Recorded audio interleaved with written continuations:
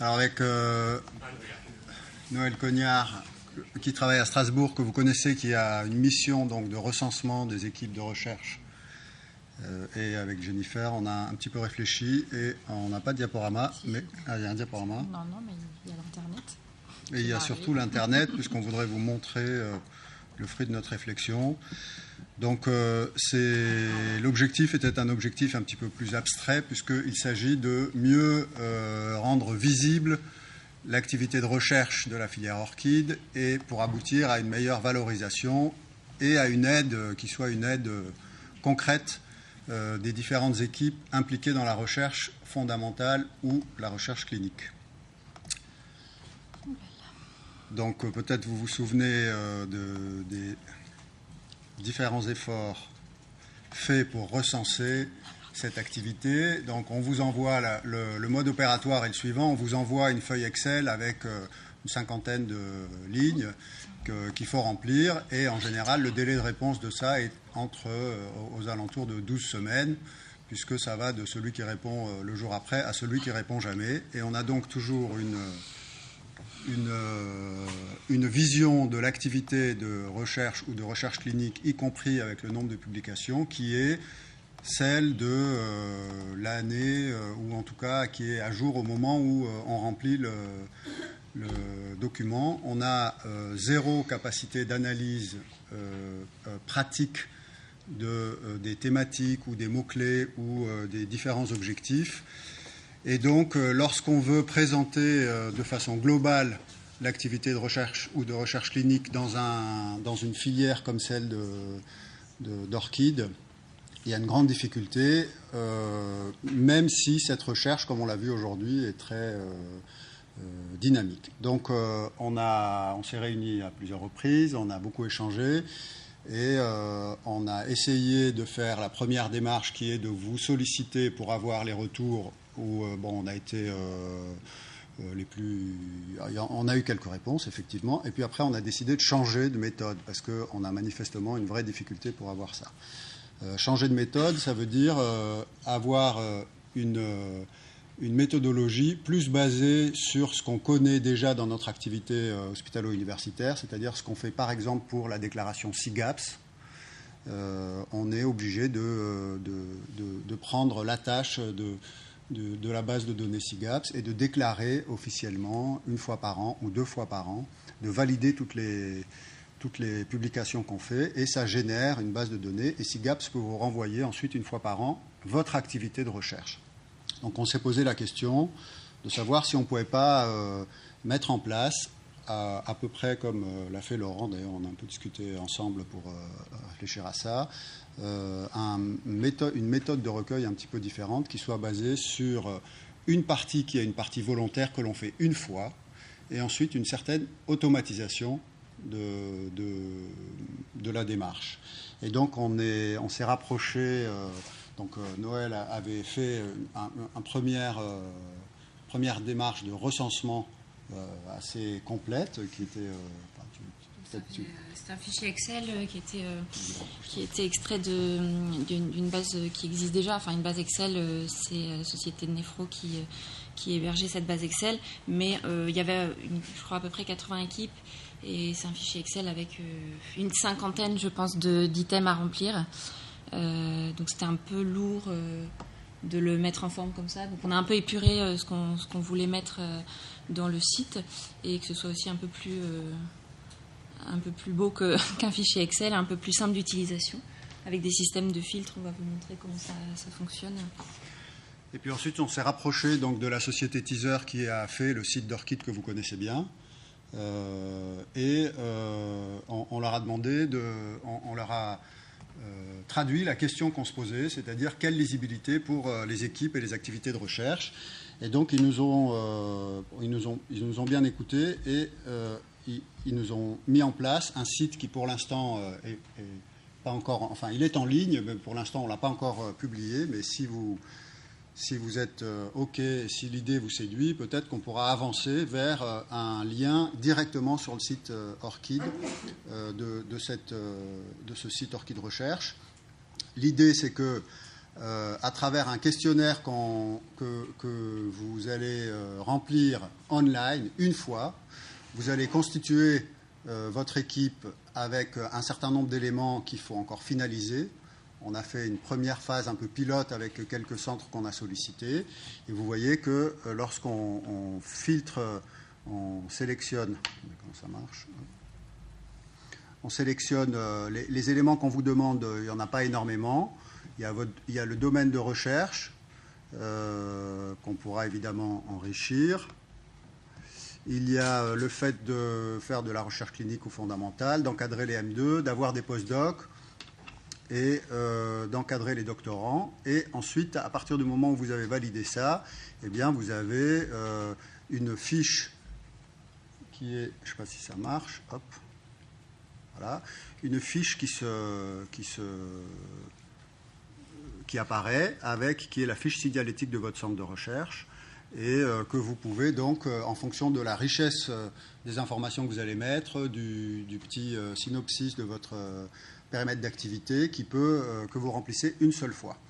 Alors, évidemment, lorsque vous avez de nouveaux post-docs ou de nouveaux encadrants, de nouveaux doctorants, etc., il faut alimenter cette fiche, et ce qui nous permet à nous, ensuite, ou à vous d'ailleurs, d'avoir une vision de votre activité, mais aussi de générer un certain nombre de mots-clés qui peuvent être partagés avec d'autres laboratoires et d'autres équipes de recherche. Le système est assez libre, on peut l'enrichir comme on veut. On peut mettre par exemple des maladies pour lesquelles on est plus intéressé, ou des thématiques, ou des méthodes, ou ce qu'on veut. Lorsqu'on retourne à l'accueil, après, on a la possibilité de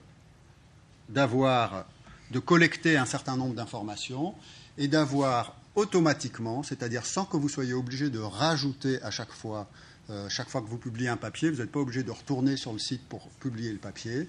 J'ai oublié de vous montrer ça, pardon. Le système est capable, de lire un flux RSS avec les informations que vous lui donnez. Donc si je retourne là,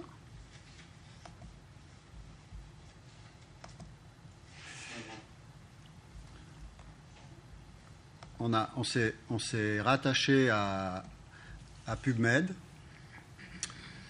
Et donc, en fonction des mots-clés que vous mettez pour votre laboratoire ou pour vos auteurs, le système récupère automatiquement, au fur et à mesure de leur parution dans PubMed, les publications qui sont rattachées à votre laboratoire.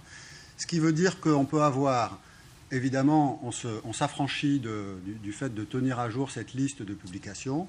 Lorsqu'on veut l'avoir pour, par exemple, Pyramide ou pour une autre utilité d'un CV ou de ce que vous voulez, on va directement sur le site du laboratoire. Mais surtout, ce qui nous intéressait en tant que filière, c'est qu'on est capable de récolter l'ensemble de ces activités qui ont été elles-mêmes récoltées par un flux RSS, donc automatiquement, et de faire une vraie bibliométrie de la filière. C'est-à-dire on peut avoir le poids ou la puissance en termes de publication de la filière. Et cette semaine, je me suis rapproché donc de la cellule opérationnelle de SIGAPS pour leur demander si c'était simple, parce que de savoir combien d'articles on publie, c'est intéressant, mais de savoir quel est le poids SIGAPS de cette activité. C'est-à-dire le poids SIGAPS, c'est en réalité la puissance qu'a cette filière et qu'on peut transformer en un volume financier, puisque chaque point SIGAPS peut être valorisé. Alors ils étaient extrêmement intéressés parce qu'ils ont quelques demandes de ce type-là de la part des CNU, qui disent, tiens, on veut savoir ce que pèse notre CNU en termes de publication. Et donc, ils sont tout à fait d'accord pour qu'on fasse une étude pilote pour la filière orchide, qu'on ait une mesure en temps réel, c'est-à-dire chaque centre de ressources ou chaque centre de compétences ou chaque centre de référence est dans un CHU. C'est-à-dire que l'ensemble des acteurs de la filière remplit déjà la base de données SIGAPS. Eux sont tout à fait d'accord de mettre un filtre spécifique orchide pour que 2 fois par an, une fois que les publications sont validées, ils nous envoient le nombre de points SIGAPS global de la filière et qu'ils nous disent quel est le volume financier que ça représente. À nous ensuite de dire, parce que ce n'est pas de l'argent qu'on va se répartir, mais lorsqu'on va aller chercher un certain nombre de financements, et moi je pense surtout aux financements internationaux, notamment européens, c'est important de pouvoir dire qu'est-ce que ça a généré derrière comme volume d'activité de publication et comme équivalent financier. Le deuxième point, c'est que s'ils sont d'accord de le faire pour SIGAP, ils sont aussi d'accord de le faire pour le système SAMPRA. Je ne sais pas si vous connaissez le système SAMPRA. C'est l'équivalent de SIGAPS pour les IHU. C'est-à-dire c'est une déclinaison de SIGAPS avec la dimension transfert, notamment industriel. Donc c'est intéressant parce que ça nous permettra d'avoir une vision en direct et à n'importe quel moment de ce que la recherche qui a été générée par les acteurs de la filière orchide peut donner potentiellement à destination des industriels, c'est-à-dire qu'est-ce qu'il y a, par exemple, comme nouvelles molécules qui ont été générées à partir d'activités de la recherche. Le dernier point, c'est que probablement que je finis parce que c'est la discussion que j'ai eue avec lui cette semaine, il serait aussi très intéressé de relier ça avec les points SIGREC. Les points SIGREC, vous savez, c'est l'inclusion des malades dans les protocoles de recherche clinique. Si on arrive à avoir ça, alors il m'a dit que ça va prendre un peu de temps, c'est-à-dire qu'on pourra le valider d'un point de vue pilote, mais si on arrive à avoir ça, on sera capable, unité par unité ou centre de référence par centre de référence, de dire quel est notre périmètre fonctionnel, par exemple en générant un nuage de mots-clés de tout ce qu'on a publié. Ça peut être les termes mèches, mais ça peut être des termes qu'on a décidé de mettre en place dans cette base de données, de savoir combien ça a généré de publications, quel a été le poids SIGAPS de ces publications et leur équivalent de financement hospitalier, et combien de patients ont été concernés par un essai. Par exemple, tout à l'heure, on parlait des différents PHRC. On pourra rattacher aux équipes des différents centres de référence le volume d'activité recherche fondamentale, mais aussi recherche clinique avec le nombre de patients inclus. Ça, c'est des informations qui sont importantes et ça nous donnera probablement d'autres arguments que simplement la consultation, le nombre de consultations maladies rares pour discuter avec les tutelles. Alors, pour l'instant, ce sera une démarche, il y a une partie de la démarche qui est volontaire. Il faut aller sur le site et dire « je veux inscrire mon équipe », générer un mot de passe et un dossier d'inscription avec votre adresse de messagerie et votre nom, pourquoi pas avec votre RPPS si vous voulez. Ce qui est important, c'est qu'à partir du moment où vous déclarez votre équipe, elle fait partie, elle s'affichera dans les équipes de Orchid. À partir du moment où elle est affichée dans les équipes Orchid, on pourra fabriquer des cartes dans Google Maps avec les petits points que vous avez l'habitude. On ne sera pas obligé de faire des copier-coller avec les points bleus sur les diaporamas. On pourra ajouter des collaborateurs et je vous rappelle que la déclaration SIGAP se fait sur le nom de l'auteur. Donc il faut que cette déclaration-là, initiale, soit la plus complète possible. Évidemment, l'expérience qu'on en a avec Noël, c'est que plus c'est riche, moins c'est rempli. Et donc, ce ne sera plus à nous de courir après les gens pour dire venez, remplissez, parce que sinon on n'aura pas une bonne visibilité.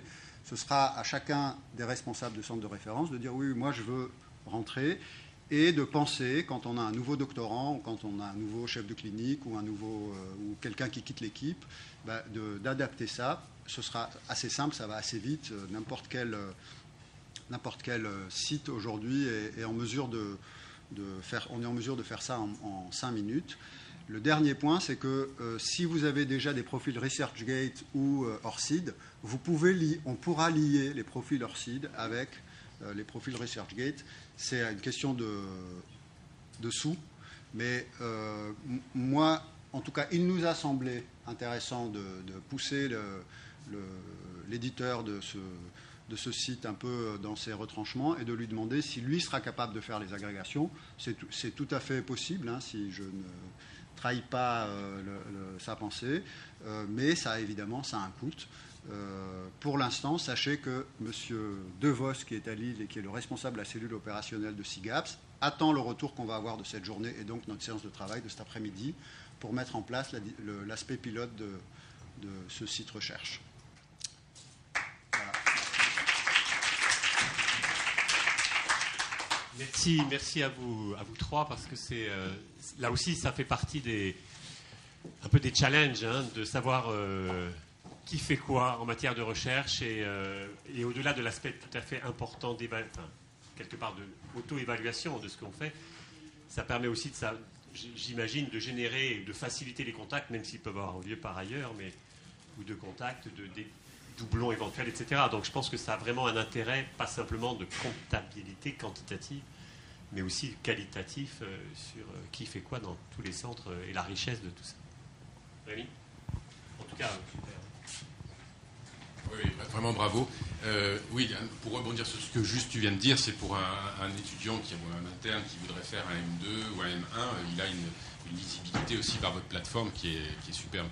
Je me demandais si on ne pourrait pas rajouter une dimension pour aller un peu plus loin de valorisation de la filière, c'est-à-dire d'avoir la capacité de mesurer la synergie des travaux de recherche. En essayant de voir si on est capable, avec la filière, d'augmenter le nombre de publications qui impliquent plusieurs centres, plutôt que d'avoir juste une addition d'activités de centres mis les uns à côté des autres, d'avoir cette dimension synergie. Parce que ça pour le coup, ce serait puis avec si ça évolue dans le temps, en plus, c'est encore... Ça, ce serait bien. Et puis, ce à quoi on pensait, c'est qu'on peut aussi on pourra mieux montrer les synergies entre les équipes qui font plus de pédiatrie et les équipes qui font plus d'adultes, l'aspect transversal des équipes qui font de la génétique ou de la biologie. Et ça, c'est des éléments qui sont quand même assez importants quand on s'intéresse au service rendu aux malades, aux patients. Est-ce qu'il y a d'autres remarques ? On avait parlé de la difficulté de faire des recensements il y a quelque temps. Oui. Tu me pousses. Enfin, moi, je vous félicite tous les deux. En plus, j'ai un petit conflit d'intérêts en félicitant Noël. Mais en fait, c'est un travail qu'on attend depuis longtemps, notamment au niveau des sociétés savantes, sur lequel il faut le reconnaître. On a un petit peu échoué. Vous êtes adressé à la société de néphro, enfin donc la SFNDT maintenant, dont la commission recherche est en charge depuis plusieurs années, avec aussi Pascal Houillet, d'identifier toutes les structures de recherche en néphrologie. Ça a été un serpent de mer qui n'a pas vraiment abouti, même s'il y a eu un gros travail de fait. Et là, je pense que voilà, maintenant vous êtes en train de développer un outil qui aura l'intérêt d'être dynamique, qui va pouvoir évoluer dans le temps, qui va pouvoir être mis à jour régulièrement. Et donc ça va être vraiment une action superbe. Merci. Oui, je pense que faut y aller, quoi. Il faut avancer, quoi. C'est dynamique comme tout. Après, l'outil ne fait pas l'artisan. Hein. C'est vous qui allez remplir les données. Très bien. Merci beaucoup. Et donc à suivre dans le groupe de travail tout à l'heure.